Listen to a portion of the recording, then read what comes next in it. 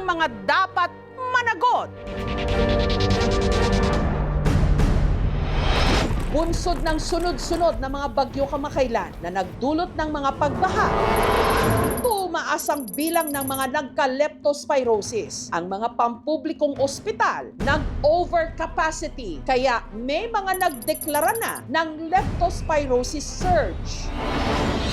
Pero ayon sa independent health reform advocate na si Dr. Tony Liachon, hindi lang daw leptospirosis surge ang dapat pagtuunan ng pansin ng gobyerno. Pati na ang tunay na ugat ng paglaganap ng sakit na ito na kung tawagin niya, kleptopyrosis.